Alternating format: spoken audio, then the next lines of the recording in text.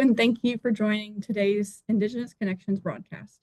This series of educational videos is focused on Indigenous communities and fostering Indigenous connections. Previous broadcasts have covered topics like celebrating Native American heritage, developing land acknowledgements, co-stewardship, traditional ecological knowledge, and so much more. My name is Catherine Blaylock, and I will be your host for today. I'm a fish and wildlife biologist at the U.S. Fish and Wildlife Service's National Conservation Training Center at Shepherdstown, West Virginia.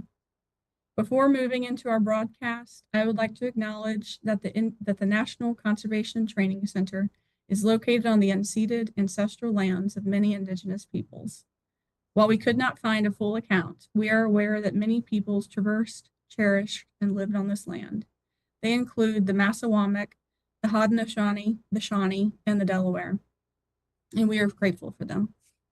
As we learn more about the Indigenous peoples who continue to have relationships with this land, we better appreciate the good earth on which we work, live, and learn. We pledge to grow and sustain relationships with Indigenous communities through collaboration on our training, outreach, youth programs, museum exhibits, and more. And we encourage you to learn more about the land on which you work and reside.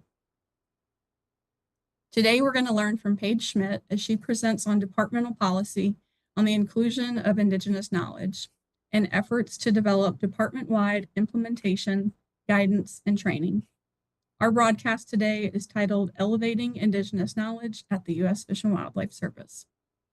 Paige works for the U.S. Fish and Wildlife Service Headquarters in Science Applications and the Native American program, where she serves as the Indigenous Knowledge Coordinator. Previously, she spent 12 years as a Zone Biologist for the National Wildlife Refuge System.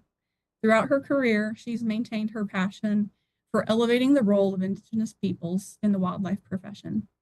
She's served in numerous leadership positions with the Wildlife Society's Native Peoples Wildlife Management Working Group and focused on increasing the number of Indigenous wildlife biologists. In her current role, she has worked to evaluate how the service provides financial assistance to tribes and represents the service in the development of federal guidance and departmental policy for the consideration and the inclusion of Indigenous knowledge in federal activities. Paige is a member of the Citizen Potawatomi Nation of Oklahoma and resides in Tulsa, Oklahoma with her son. Originally from the Great Lakes region, her tribe signed over 40 treaties, which was forcibly removed multiple times across 100 miles, and eventually purchased their current homelands in Oklahoma. As a result of this history and cultural assimilation policies, such as boarding schools, her family's cultural connection was severed. Her personal journey to reconnect with her tribe and restore traditions for herself and her son drives her passion for her current work. Paige is excited to answer your questions about the new policy on Indigenous knowledge and learn how FWS specific guidance can best meet your needs and issues. So throughout today's broadcast, if you have any questions or things to bring up to Paige, please submit them in today's chat. But thank you, Paige, for your time today. We're really grateful and excited you're here, and I will pass it to you for the presentation. Thank you for the introduction, Catherine. Let's see if I can manage the screen sharing.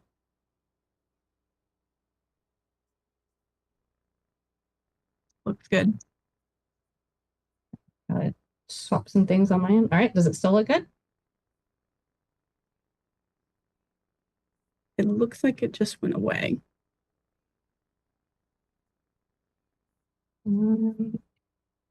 Okay, looks good. All right, wonderful, thank you.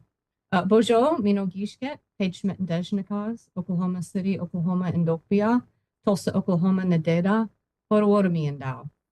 So hello and good day. My name is Paige Schmidt, and I was born in Oklahoma City, Oklahoma, and I now live in Tulsa, Oklahoma, and I'm a member of the Citizen Potawatomi Nation. So miigwech, or thank you for allowing me to practice my Potawatomi and speak with you today. As Catherine said, I work for the Native American program in Science Applications as the Indigenous Knowledge Coordinator, and I do this work for our headquarters remotely from my home in Tulsa, Oklahoma, which means that I live, work, and play within the recently reaffirmed reservations of the Muskogee Creek Nation and the Cherokee Nation, and also the homelands of the Osage people. My intention for this presentation today is to acknowledge that if we are to center Indigenous knowledge in fulfilling our conservation mission, we must first acknowledge how we gather and use information as a science-based organization and how this influences how we perceive and respond to other knowledge systems. We then must broaden our epistemology of our science-based organization to recognize, value, and elevate other ways of knowing without attempting to validate them against our current methodologies and knowledge base, or by only accepting portions we find consistent with our current methodologies and understanding. I hope to demonstrate this ongoing paradigm shift with efforts to elevate Indigenous knowledge across the government, the Department of the Interior, and then the U.S. Fish and Wildlife Service. I'll conclude with my hopes for how this work can improve how we fulfill our organizational mission and our trust and other responsibilities to Indigenous peoples. So I'd like to start off with a broad overview of government-wide efforts to elevate Indigenous knowledge. In December of 2022, government-wide guidance for federal departments and agencies on Indigenous knowledge was released at the White House's Tribal Nations Summit.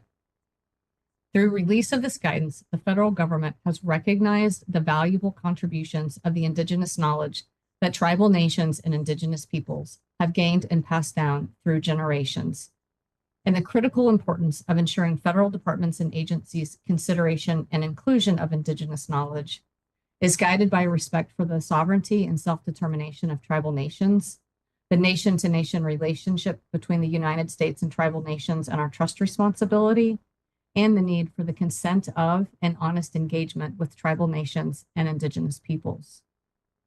In conjunction with release of the guidance, the Office of Science and Technology Policy and the Council on Environmental Quality issued an implementation memorandum, which established the National Science and Technology Council Subcommittee on Indigenous Knowledge, which has been meeting regularly.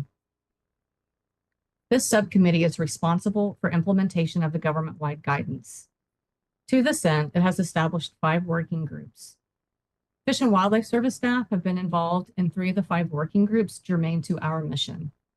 It is the hope that continued Fish and Wildlife Service involvement at the level of the Executive Office of the President will serve to build synergy and consistency at all levels of government and serve as a platform to highlight Fish and Wildlife Service specific successes and needs. As an example of this, Sarah Markegard, a Fish and Wildlife Service biologist, presented efforts to incorporate Indigenous knowledge into the species status assessment for the Alexander Archipelago wolf at a full National Science and Technology Council subcommittee meeting on Indigenous knowledge. So now I'd like to narrow the focus to efforts to elevate Indigenous knowledge at the Department of the Interior. I'm sure most of you know that the Department of the Interior protects and manages the nation's natural resources and cultural heritage. It provides scientific and other information about those resources and honors its trust responsibilities or special commitments to American Indians, Alaska Natives, Native Hawaiians, and affiliated island communities.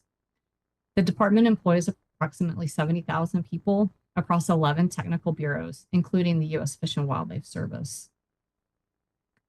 So now I'd like to pause for a brief knowledge check. There's no need to do anything. This is just something for you to do on your own. So just take a second and ask yourself if this is a true or false statement. That every Department of the Interior employee has a tribal trust responsibility.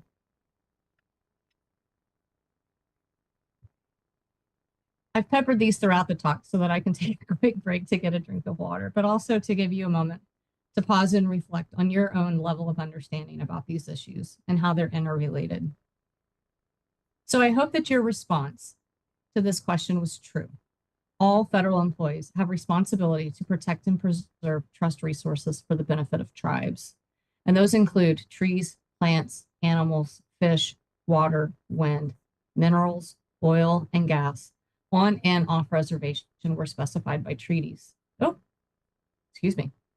The federal government is also charged with managing and distributing the money derived from these resources, or the fiduciary trust responsibility.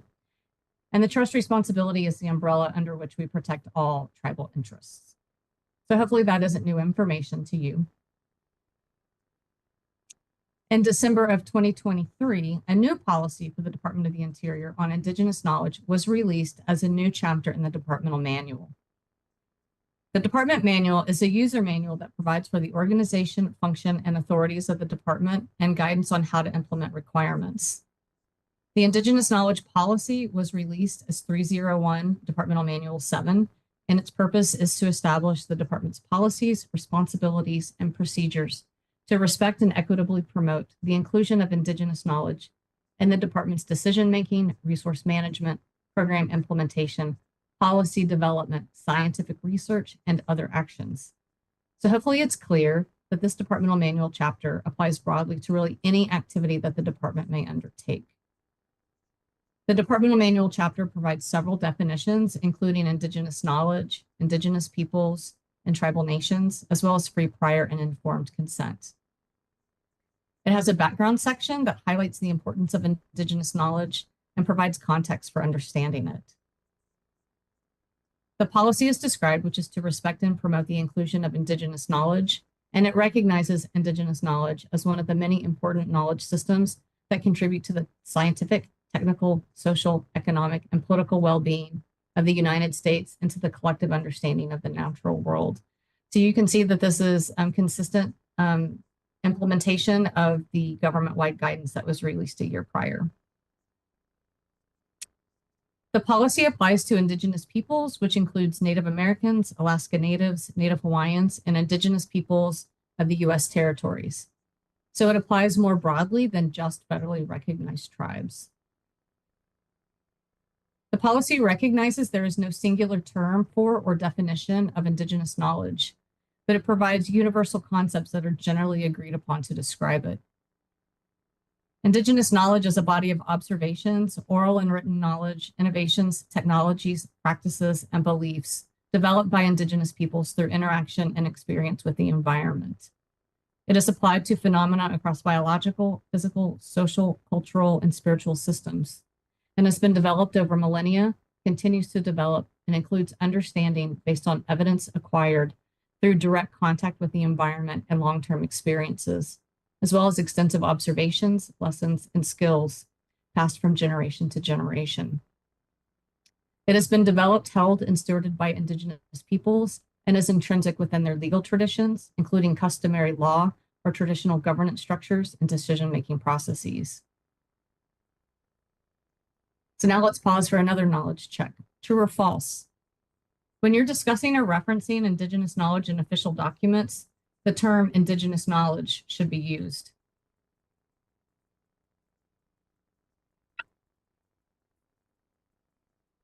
Hopefully you said true to this one as well.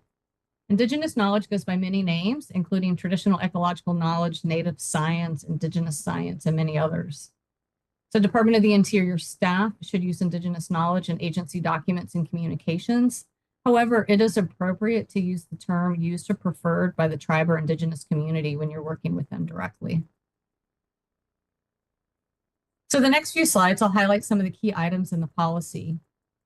As I mentioned previously, it elevates Indigenous knowledge in all activities of the department, including scientific research, resource management, and policymaking. It stresses that to engage with Indigenous knowledge, we must build collaborative relationships with Indigenous peoples built on reciprocity, equity, and mutual respect. We must engage with Indigenous knowledge using appropriate processes and procedures that are developed in collaboration with Indigenous peoples.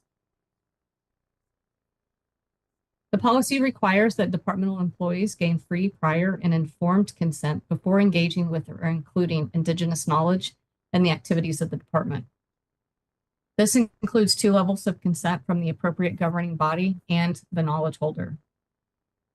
Indigenous knowledge must be included in the activities of the department in a manner compliant with federal laws.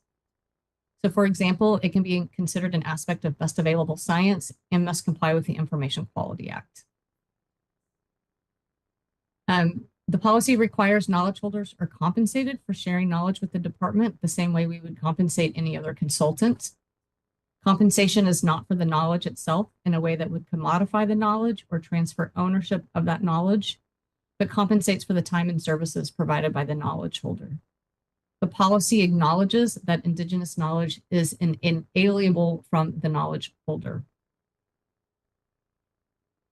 Okay, one more quick knowledge check. True or false? The policy requires that departmental employees gain free, prior, and informed consent from both the knowledge holder and their tribe or appropriate governing body before engaging with or including Indigenous knowledge in the activities of the department.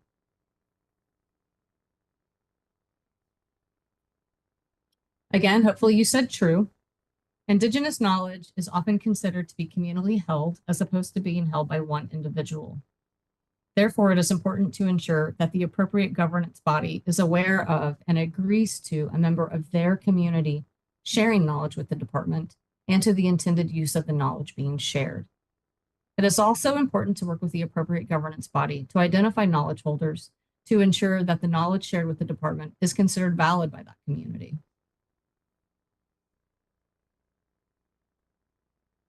So the next two things from the policy I'll highlight is that it requires departmental employees receive training on engaging with Indigenous knowledge, and it also established a Departmental Indigenous Knowledge Coordination Committee.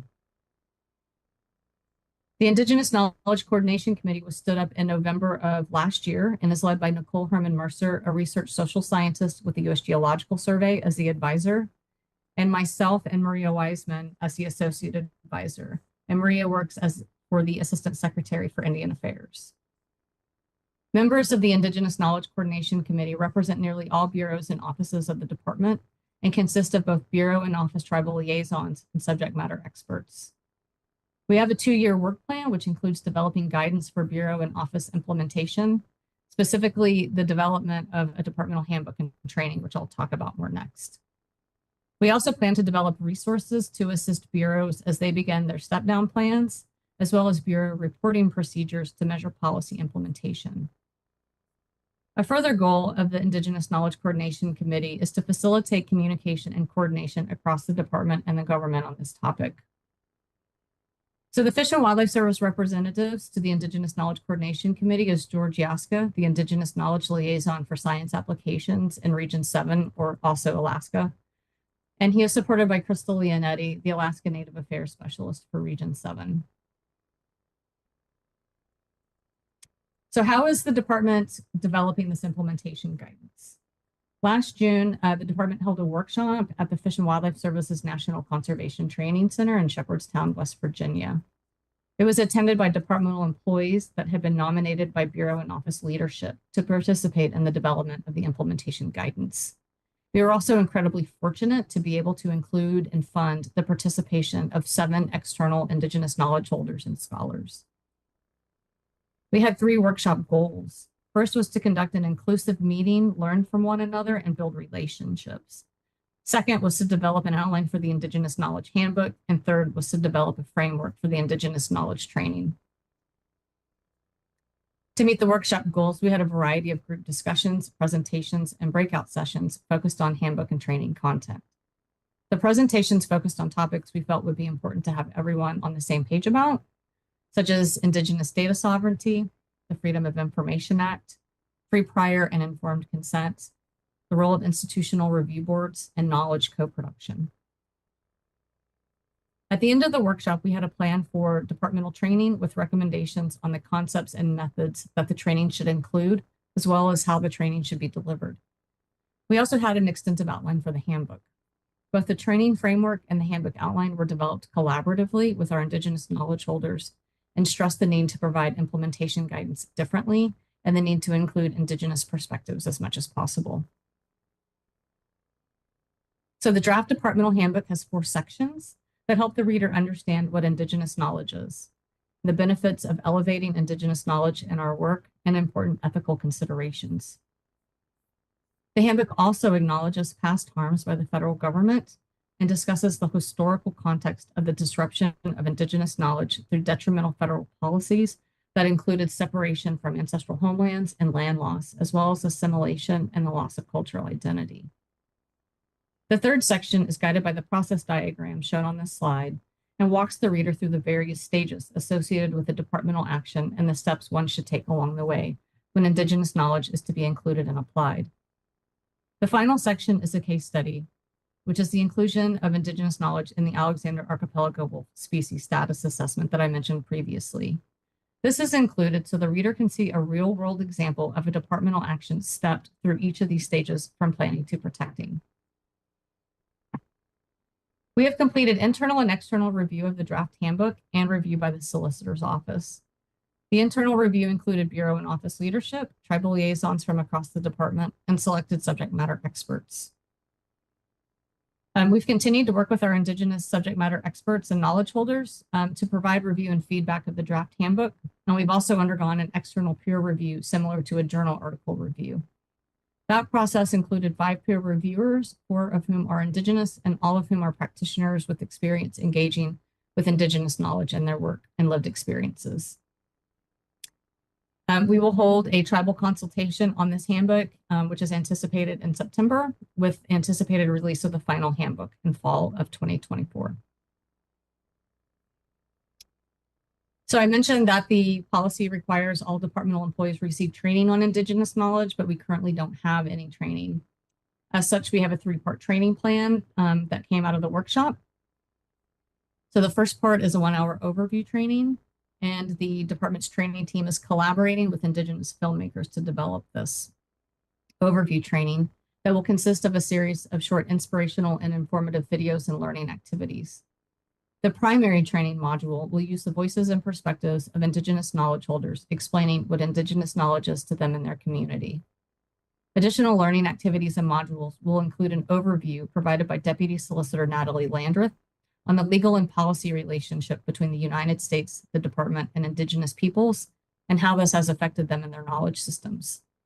There's a module on the policy and its requirements, and available or forthcoming resources such as in-depth training I'll talk about next, and the handbook that I just discussed. This overview training will be developed in a virtually deliverable and trackable format in DOI Talent and available to all 70,000 plus departmental employees. We hope to have this available by the end of calendar year 24. The second part of the plan is an in-person, in-depth workshop for departmental employees that engage with Indigenous knowledge as part of their position at the department. The training team is currently working to pilot this experiential workshop that we have designed with Indigenous knowledge holders who are thought leaders, traditional knowledge bearers, and teachers. The workshop will be an immersive, indigenized experience for our employees and will demonstrate how to respectfully implement critical aspects of the handbook and policy. Last, we have proposed a review of all the required departmental training to identify where the inclusion of Indigenous knowledge could be included, such as tensions between Indigenous knowledge and the Freedom of Information Act or open data policies. So there have been many individuals from across the department, including the Fish and Wildlife Service staff highlighted in red, that have been involved in all stages of the development of the policy and the implementation guidance. So now I'll focus on efforts to step down the recent Department of the Interior policy to the Fish and Wildlife Service. So the Indigenous Knowledge, Co-Stewardship Subteam is a collaborative effort to implement the new departmental chapter and align with the service's co-stewardship implementation work plan goals specific to Indigenous knowledge and provide essential guidance for executing a vital component of the service's Native American policy. I'm going to pause for a second. Did my screen stop sharing the presentation view? I still see it. Paige looks great. Great. All right. My computer did the thing I told you about where the monitor disconnects. So apologies for the interruption. So we have a Secretarial Order 3403 and Director's Order 227, which are our co-stewardship policies, which also speak to Indigenous knowledge. So we will also provide essential guidance for executing a vital component of the service's Native American policy that was revised in 2016, which also speaks to working with Indigenous knowledge. So to meet this need for a cadre within the Fish and Wildlife Service with the knowledge, skills, experience, and perspective necessary to elevate Indigenous knowledge in fulfilling our mission, a service-wide call for participation went out, and the Indigenous Knowledge Co-Stewardship Subteam has approximately 10 individuals from across programs and regions, and we launched in February of this year. Our subteam includes 2 knowledge holders, and everyone on the team is either Indigenous or has direct experience working with Indigenous peoples and their knowledge systems. In addition to the subteam, the service has hired an Indigenous Knowledge Coordinator at headquarters, that is my position, as well as 2 Indigenous Knowledge Liaisons in Alaska. So now for another quick pulse check. And when you think about your work that you do or work that you would like to do, how can you work with Indigenous peoples and their knowledge systems in a respectful and meaningful way?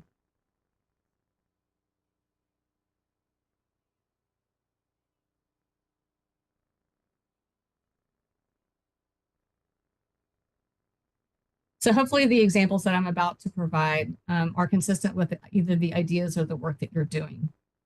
So ongoing efforts to elevate Indigenous knowledge throughout the Fish and Wildlife Service include incorporating Indigenous knowledge into species status assessments, such as the Alexander Archipelago wolf, which I mentioned previously, and which was highlighted on this webinar series several months ago, as well as in a recent Journal of Wildlife Management article. There are also current efforts to include Indigenous knowledge in the species status assessment for the Yellowstone bison.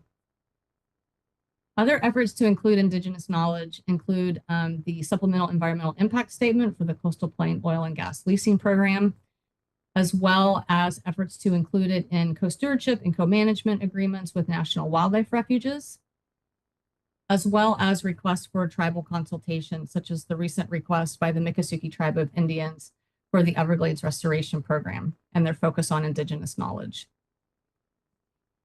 The Fish and Wildlife Service is also recognizing limitations in our ability to protect sensitive information and have proposed actions to ameliorate this issue. Lastly, we have several efforts underway to train and communicate our workforce on the new policies and promising practices for work with Indigenous knowledge and Indigenous peoples. And this includes modules on Indigenous knowledge for a new regional Native relations training, this webinar and co-stewardship broadcast that will be available internally. And then also we should mention that the co-chair for the National Science and Technology Council Indigenous Knowledge Community of Practice Learning and Training is from the Fish and Wildlife Service and has been leading those efforts for well over a decade. So this is just a few examples to show that there are opportunities throughout our work with the Fish and Wildlife Service to elevate Indigenous knowledge. Also, to ensure ongoing and future efforts consistently implement recent policy advances, the Indigenous Knowledge Co-Stewardship Subteam is working to identify the programmatic operations that can include Indigenous knowledge and to develop guidance and processes for staff to elevate it in their work. We're also working to craft the necessary leadership messaging and communications to stress the importance of this work in fulfilling our mission and the necessary requirements to ensure our efforts to engage with Indigenous peoples and their knowledges is done in a respectful and meaningful way. So as we broaden our understanding and acceptance of Indigenous knowledge systems, it's important that we carefully consider requirements from the recent departmental policy that might be less familiar to you, but that are consistent with efforts underway in other sectors of the government and non-governmental organizations, and even in international contexts, such as the United Nations Declarations on the Rights of Indigenous Peoples. So a few highlights are that we should respect Indigenous data sovereignty and recognize there is currently no broadly applicable Freedom of Information Act exemption for Indigenous knowledge. So before initiating any type of Indigenous knowledge project, it's important that you communicate any data protection limitations to the knowledge holder and their tribe or community.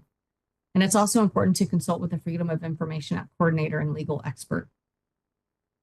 We also must communicate and work collaboratively to address deficiencies in the processes and structures we have in place to protect sensitive information, should it be made available.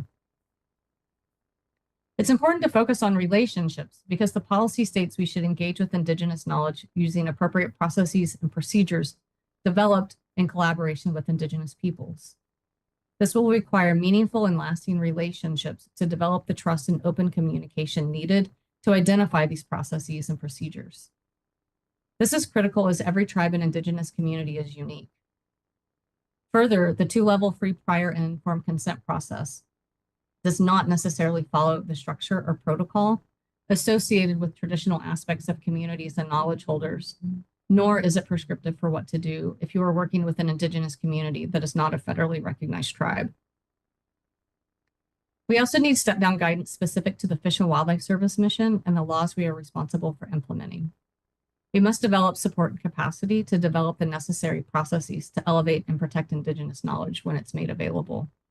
This includes engaging tribes and Indigenous communities much earlier than we are accustomed to doing. So I'd like to end by sharing a quote from a recent publication by Joseph Gazing-Wolf et al. It was in Frontiers in Ecology and the Environment. Because Indigenous knowledges are embodied in the cultures, ecological relationality, and presence of Indigenous peoples, any effective attempt at the centering of Indigenous knowledges within settler colonial institutions requires systemic change in the culture, values, protocols, and leadership that constitute settler colonial institution. Finally, I would like to echo perspectives that was recently shared by the Indigenous Knowledge Coordination Committee advisor, Nicole Harmon-Mercer. Her words exemplify how we need to make space to center Indigenous knowledge. She stated that moving forward, as we seek to increase our engagement with knowledge holders and application of Indigenous knowledge, we should focus on relationships, time, and a new paradigm. We need to move away from thinking of Indigenous knowledge as another data set with which we can develop a one-to-one relationship with Western scientific data. Instead, we need to prioritize co-management and co-stewardship, co-decision-making, and co-production of knowledge so that we can capitalize on the strengths of each way of knowing without subsuming one into the other. It is my hope that this presentation today demonstrates how the Fish and Wildlife Service is shifting our paradigm to fulfill our trust and other responsibilities to Indigenous peoples and to elevate Indigenous knowledge throughout our work. With that, I would like to say miigwech, or thank you all for attending and the opportunity to present today. It has been an honor and privilege to take part in this work, and I look forward to continue supporting implementation of the policy, guidance, and training at all levels of government. I also want to acknowledge all of the collaborators who have worked on the policy handbook and training development, especially our Indigenous partners who continue to guide this work and offer their time and knowledge. I also want to acknowledge all of the people at the U.S. Fish and Wildlife Service who are working to step this down throughout our work, and have been doing so for many, many years. I'm the person presenting today, but I'm presenting the outcomes of truly collaborative efforts. Our work continues, and I look forward to seeing ongoing progress. So with that, I will turn it back over to Catherine, and I'll take any questions that you might have. Thank you, Paige, for sharing your time with us today. We truly appreciate you sharing your work and your expertise. I love seeing the examples of the many opportunities that the Fish and Wildlife Service has to elevate Indigenous knowledge. The ones that are particular to my mind are the training, the communications. So that's really exciting. Thank you for all the great information. So a couple questions just to start it off. And if you have others, please put them in the chat for Paige for a quick Q&A. But one of the questions is, do you need to wait for a formal consultation request in order to initiate discussion of Indigenous knowledge? Definitely not. So I definitely think that we need to start engaging sooner and not wait for a tribe to request formal consultation on an activity or a decision that we have taken. If you have something that is in the works that you can see, you don't need to wait for the clock to start to reach out and to start engaging, because many of these processes are going to take a lot longer than we're used to.